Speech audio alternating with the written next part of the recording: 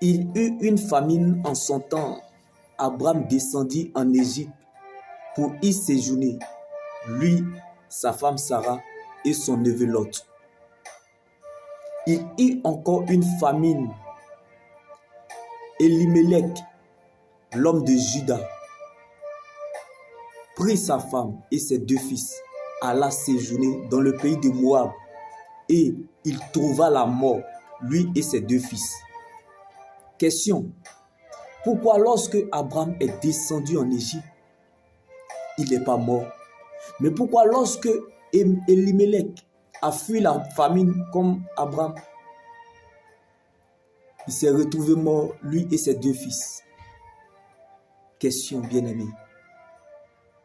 Là où vous n'êtes pas apprécié, là où vous êtes persécuté, oppressé, humilié, vilipendé, c'est le meilleur endroit pour vous de vivre, afin de prendre des forces, d'être fort et de devenir plus fort.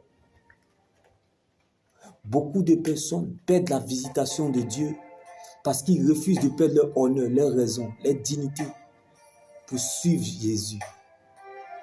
Elimelech a perdu la fidélité de Dieu en chemin parce qu'il voulait garder sa raison. Bien-aimé, ça ne sert à rien de forcer une porte fermée. Abraham est descendu en Égypte parce que l'Éternel l'avait ordonné. Qu'est-ce que Dieu dit de ta situation?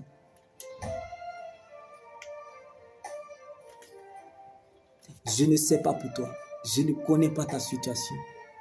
Dieu n'arrangera pas, mais il s'arrangera à ton sujet. Non pas parce que tu as raison, mais parce que tu es sa raison comme Abraham. Descendre en Égypte ne tue pas la promesse de Dieu. Vous ne pouvez pas suivre Christ et ne pas vous attendre au déshonneur, à l'injustice et à souffrir injustement pour la cause de Christ. Si vous décidez de suivre Christ, vous devez vous attendre au déshonneur public. Beaucoup de personnes perdent la visitation de Dieu parce qu'ils refusent de perdre leur honneur, raison et dignité pour suivre Jésus.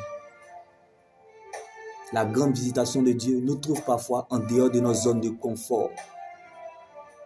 Comme Joseph était en prison en Égypte, mais la promesse de Dieu n'était pas prisonnier. Comme David était dans la solitude, mais l'adoration n'était pas isolée. Comme Jérémie était dans le trou, mais l'exhortation était toujours en mouvement. Comme Paul et Silas étaient en prison, mais l'évangile n'était pas prisonnier.